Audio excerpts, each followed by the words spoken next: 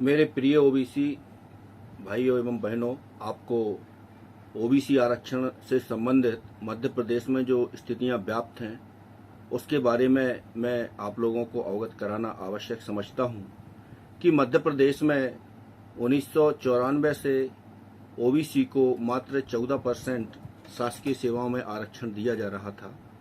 इसे तत्कालीन सरकार माननीय कमलनाथ जी द्वारा 8/3/2019 को ऑर्डिनेंस जारी करके ओबीसी को 14 से बढ़ा के 27% आरक्षण किया गया।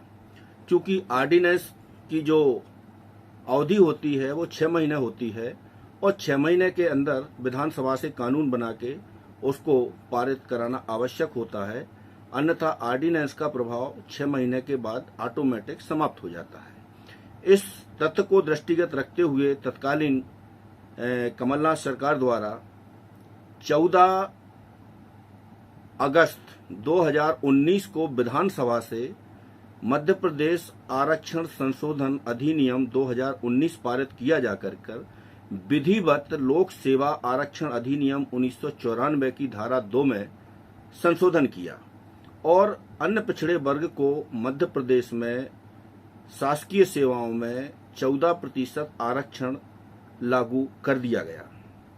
इस आरक्षण अधिनियम संशोधन अधिनियम के पूर्व में मध्य प्रदेश उच्च न्यायालय में ऑर्डिनेंस के विरोध में एक याचिका दाखिल हुई थी।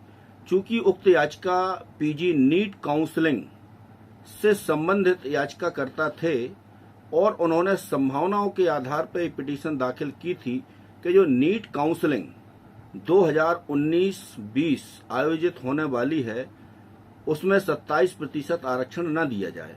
चूंकि उक्त काउंसलिंग में 27% आरक्षण नहीं दिया जा रहा था, केवल 14% आरक्षण के ही मान से वो काउंसलिंग हो रही थी, फिर भी हाई कोर्ट ने प्रोबेबिलिटी के आधार पर 19/3/2019 को एक अंतरिम आदेश पारित किया कि पीजी नीट काउंसलिंग में ओबीसी को 14% से ज्यादा आरक्षण न दिया जाए। और ये भी उस आदेश में लिखा है कि this order shall be applicable on the subject matter of the writ petition. मतलब वो अंतरिम आदेश केवल उस याचिका की विषय वस्तु पर ही लागू हुआ, उसका प्रभाव संपूर्ण भर्ती पर या ऑर्डिनेंस के अन्य विषयों पर परिवर्तन पर कोई प्रभाव नहीं पड़ा। इसके बाद में मध्य प्रदेश में सबसे पहले लगभग 29,000 शिक्षकों की भर्तियों का विज्ञापन जारी किया गया, 27% के आरक्षण से ही जारी किया गया। और उसकी जो एलिजिबिलिटी परीक्षा है वर्ग 1 की आयोजित हुई, उसके बाद वर्ग 2 की आयोजित हुई और वर्ग 3 की 2022 में आयोजित हुई। एक कुल पद जो हैं ये लगभग 50,000 से ऊपर शिक्षकों की भर्ती का मामला था। इन भर्तियों में जो आरक्षण दिया जा रहा था 27% और ईडब्ल्यूएस को 10%। इसके विरोध में कुछ राजस्थान के अभ्यर्थियों द्वारा पिटीशन फाइल की गई कि ये 2018 की भर्ती है और आरक्षण के प्रावधान बनाए गए हैं 2019 में, इसलिए इनका प्रभाव भूतलक्षी नहीं होगा, इनका प्रभाव भविष्यलक्षी होगा। इस मुद्दे को लेकर के उन्होंने हाईकोर्ट में याचिका दाखिल की, जिसमें हाईकोर्ट द्वारा 20/7/2020 को एक अंतरिम आदेश पारित किया गया कि जो आदेश हाईकोर्ट द्वारा 28/1/2021 को पारित किया था, जिसमें हाईकोर्ट ने कहा था कि अकॉर्डिंग नोटिफिकेशन आप पीएससी में भर्ती करें लेकिन रिजल्ट बिना कोर्ट की परमिशन के डिक्लेयर ना करें। उस आदेश को म्यूटिस म्यूटेंडिस 20/7/2020 के आदेश में हाई कोर्ट ने शिक्षक भर्ती में अप्लाई किया। उस आदेश को मॉडिफाई कराने के लिए मध्य प्रदेश शासन की ओर से एक आवेदन दाखिल किया गया, जिसको हाई कोर्ट द्वारा 13/7/2021 को मॉडिफाइड कर दिया और पीएससी में जो भर्ती होना थी डॉक्टर्स की मेडिकल फील्ड से संबंधित, उसमें कोर्ट ने कहा कि इसमें 14% आरक्षण से ज्यादा ओबीसी को ना दिया जाए, ऐसा क्यों कहा? क्योंकि ये मांग ही मध्य प्रदेश शासन द्वारा की गई थी उस आवेदन के माध्यम से कि हमको 14% आरक्षण लागू करने की अनुमति दी जाए। मध्य प्रदेश शासन की ओर से आवेदन में ये नहीं कहा गया था कि हमको 27% आरक्षण लागू करने की अनुमति दी जाए, क्योंकि डॉक्टर्स की, कंपाउंडर्स की और भी जो मेडिकल फील्ड से संबंधित है उनकी कोविड के चलते हमको जरूरत है। लेकिन डेलिबरेटली एक गलत आवेदन दाखिल किया और कोर्ट ने उसको कंसीडर करके अलाउ कर दिया और मध्य प्रदेश शासन से बोला ठीक है, आपका चूंकि आवेदन है इसमें कोई आपत्ति नहीं है, you can proceed according 14% provide to the OBC. उस आवेदन के बाद में जो शिक्षक भर्ती हुई उसमें 27% लागू ना करके मात्र 14% वर्ग 1 वर्ग 2 में 14% आरक्षण के मान से चयन सूची जारी की गई और जो चयन सूची 27 के मान से लागू हो गई थी उसमें 13% पदों को होल्ड कर दिया गया। वो अभ्यर्थी आज भी मध्य प्रदेश में परेशान हो रहे हैं, उनकी नियुक्ति नहीं हो पाई है। इसी प्रकार से समस्त भर्तियों में ओबीसी के 13% पद होल्ड कर दिए गए। मध्य प्रदेश शासन के महाधिवक्ता ने एक मध्य प्रदेश शासन को अभिमत दिया, क्योंकि पीएससी 2019, पीएससी 2020, 2021, 2022 ये मामले चल रहे थे। इसमें जो विज्ञापन जारी हुआ था 27 के हिसाब से जारी हुआ था, लेकिन महाधिवक्ता ने जो अभिमत दिया कि सामान्य प्रशासन विभाग को कि ओबीसी को मात्र 14% आरक्षण दिया जाए और 13% प्रोविजनल और 13% अनारक्षित का प्रोविजनल, ऐसा कुल जो लिस्ट जारी की जाए 113% पे जारी की जाए और जब हाई कोर्ट से एफर्म होगा तब इसको मर्ज करके ओबीसी और जनरल को 100% पदों पर नियुक्ति कर दी जाएगी। ऐसा इन्होंने एक अभिमत दिया और उसको लेकर के सामान्य प्रशासन विभाग द्वारा 29/9/2022 को एक नोटिफिकेशन जारी कर दिया गया इसी आशय का और इसे संपूर्ण मध्य प्रदेश में की जाने वाली भर्तियों में लागू कर दिया गया। अर्थात जो भी भर्तियां होंगी, अपॉइंटमेंट आदेश जारी होंगे, वो केवल 87% के हिसाब से जारी होंगे और उसमें ओबीसी के 13% पद होल्ड पर रख दिए गए। इस प्रकार की रिजल्ट भी इन्होंने 2019 का पीएससी का बनाया, 2020 का, 2021-22 समस्त रिजल्टों में ओबीसी वर्ग के लाखों अभ्यर्थी प्रभावित हुए। इसी प्रकार की भर्तियां अभी लगभग 3000 से ऊपर भर्तियां जो समूह वर्ग 3, समूह 3 जिसमें सहायक इंजीनियर वगैरह की जो भर्ती व्यापम द्वारा की गई, उसमें भी यही फार्मूला लागू कर दिया गया और इस फार्मूले को और प्रभावी बनाने के लिए एक 16/6/2023 को महाधिवक्ता कार्यालय से पुनः अभिमत दिया गया और जो पूर्व में दिया गया अभिमत था उसी को इन्होंने रिपीट किया और उसके अकॉर्डिंग सामान्य प्रशासन विभाग द्वारा 26/6/2023 को एक पुनः सर्कुलर जारी कर दिया गया और 28/6/2023 को संपूर्ण भर्तियों में जो मेरिट लिस्ट बन चुकी थी 27% के हिसाब से, उसमें इतनी ज्यादा अनियमितता हुई कि 101 नंबर वाला 13% में होल्ड कर दिया गया और 75 नंबर वाला नियुक्त हो गया ओबीसी का ही। और इसी प्रकार इन्होंने जो अनारक्षित वर्ग की सीटें होती हैं, अनारक्षित किसी वर्ग विशेष के लिए रिजर्व नहीं होती हैं, अनारक्षित पद होते हैं वो सभी के लिए होते हैं और उसमें जो भी मेरिटोरियस बच्चे होते हैं, चाहे एससी के हों, चाहे एसटी के हों, चाहे ओबीसी के हों, चाहे सामान्य के हों, वो अनारक्षित पदों पर चयनित होते हैं और अनारक्षित वर्ग की कटाफ हमेशा रिजर्व कैटेगरी से उच्च होती है। लेकिन जो इन्होंने कटाफ लिस्ट जारी की व्यापम द्वारा समस्त 31 विभागों की, मध्य प्रदेश में जो समूह 3 की भर्ती की गई थी 31 विभागों में उसमें नियुक्ति होना थी और 31 विभागों की जो कटाफ लिस्ट जारी हुई उसमें सामान्य वर्ग की कटाफ ओबीसी से डाउन है और ओबीसी के मेरिटोरियस बच्चे चयन से वंचित हैं और कम नंबर वाले चयनित हो चुके हैं। इसको लेकर के भी मध्य प्रदेश में काफ़ी याचिकाएं दाखिल हुई हैं, क्योंकि इसमें हजारों बच्चे प्रभावित हैं ओबीसी के।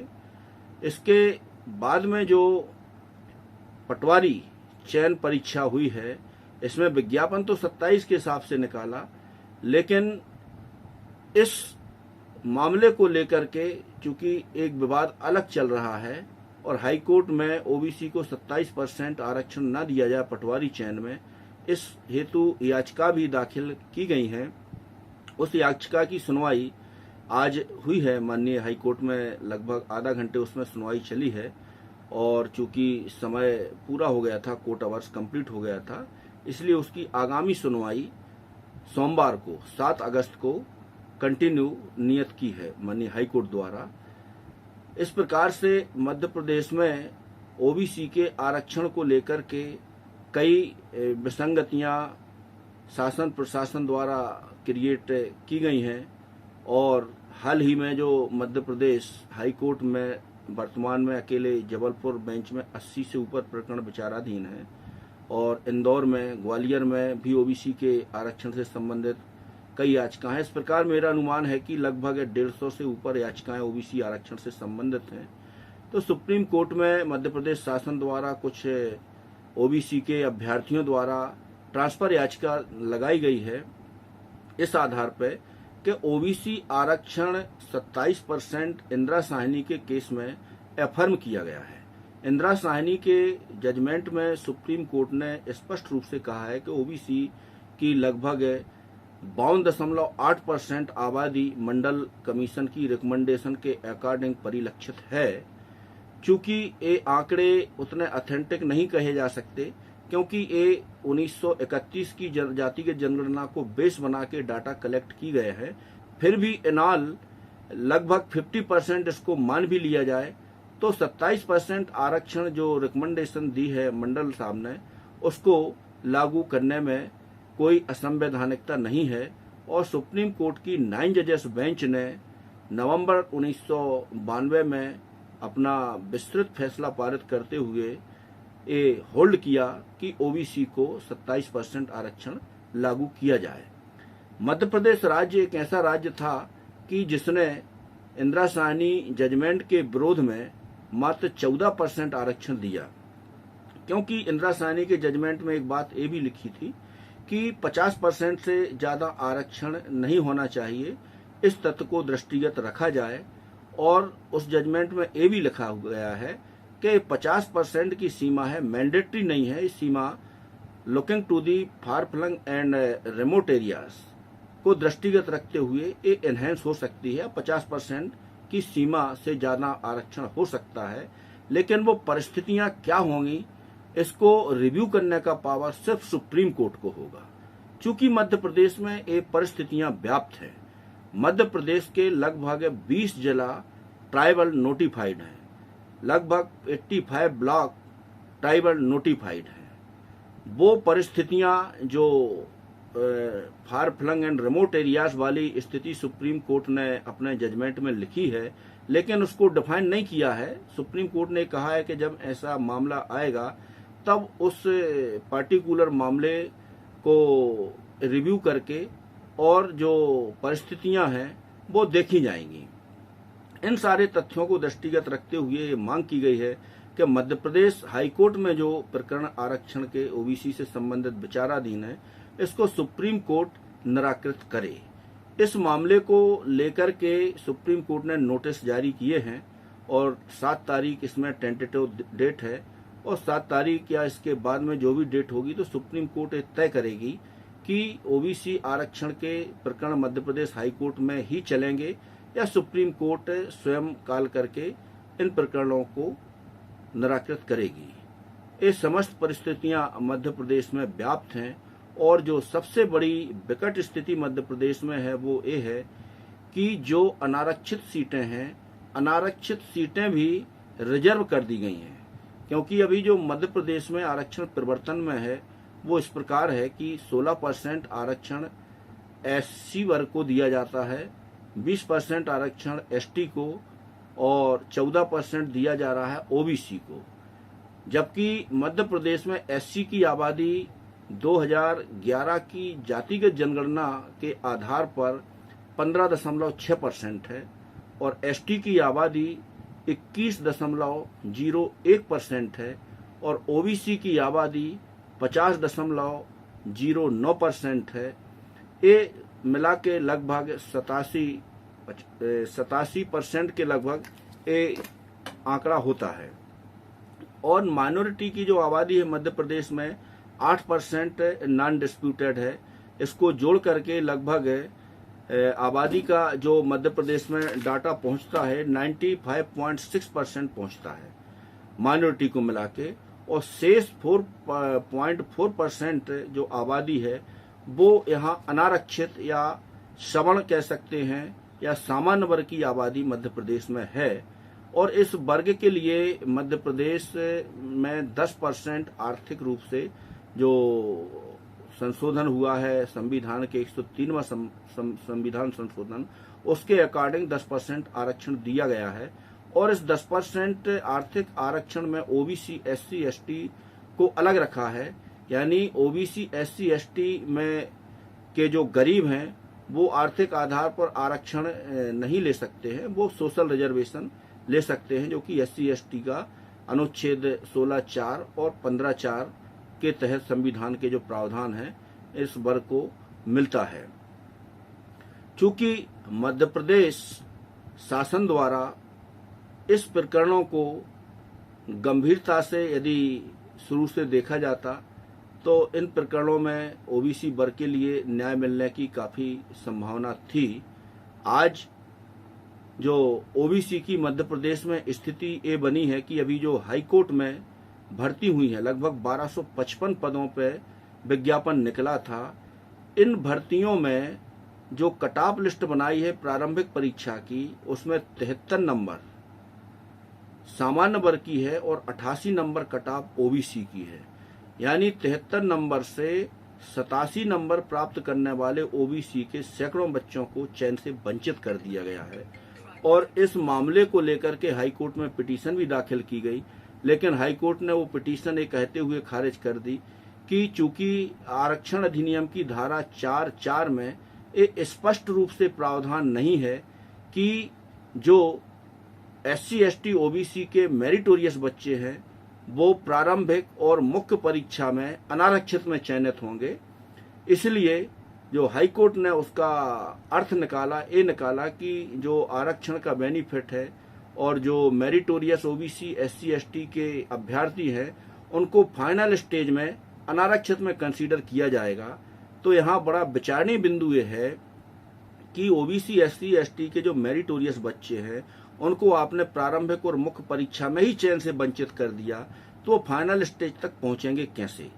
यानी जो अनारक्षित 50% सीटें हैं वो हाईकोर्ट के उक्त फैसला जो 2 जनवरी 2023 को याचिका क्रमांक 8750/2022 पुष्पेंद्र कुमार पटेल एवं अन्य विरुद्ध मध्य प्रदेश हाईकोर्ट में पारित किया गया है, उस आदेश के अनुसार 50% अनारक्षित सीटें सामान्य वर्ग के लिए प्रारंभिक और मुख्य परीक्षा में रिजर्व कर दी गई हैं।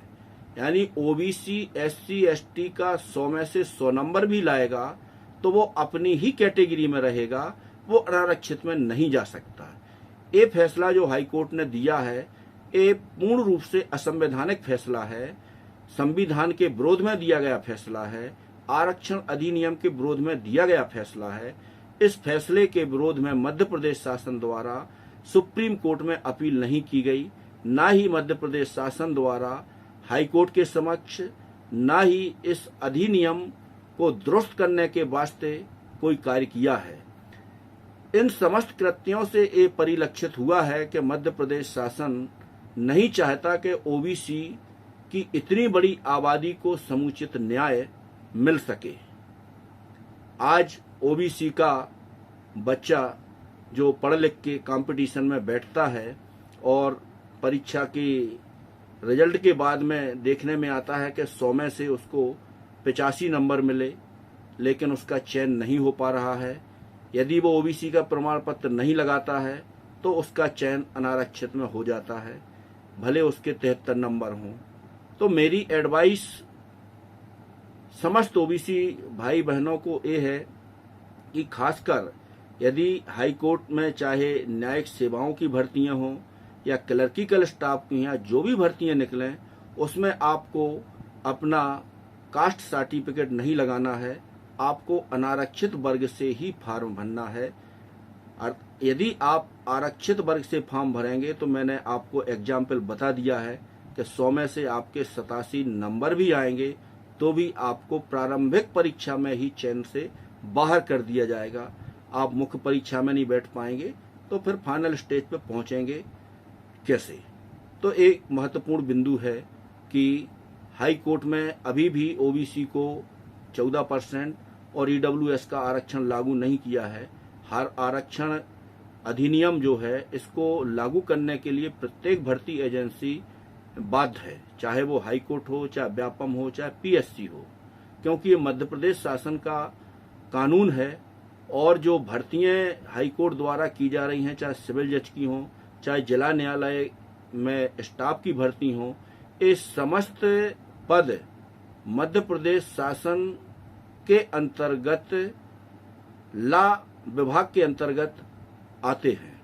अर्थात हाई कोर्ट इसमें केवल एक रिक्रूटिंग एजेंसी की हैसियत से रिक्रूट करती है। हाई कोर्ट या कोई भी एजेंसी किसी भी नियम कानून को पिक एंड चूज नहीं कर सकती। मध्य प्रदेश शासन के जो नियम हैं, खासकर आरक्षण से संबंधित, क्योंकि ये वेलफेयर पॉलिसियां हैं, वेलफेयर एक्ट हैं, इनको एजेट मानने के लिए कोई भी रिक्रूटमेंट एजेंसी बाध्य है।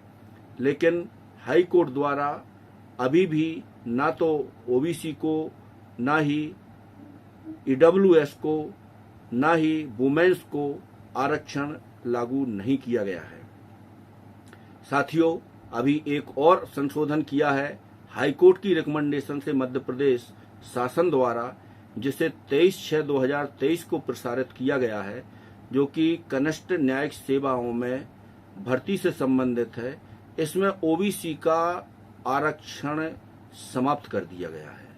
इसमें जो क्राइटेरिया रखा है ओबीसी का और सामान्य वर्ग का इक्वल है, यानी जो भी अभ्यर्थी 70% अंक हासिल करेगा ओबीसी का और सामान्य वर्ग का एलएलबी में, वही सिविल जज की परीक्षा में बैठ सकता है।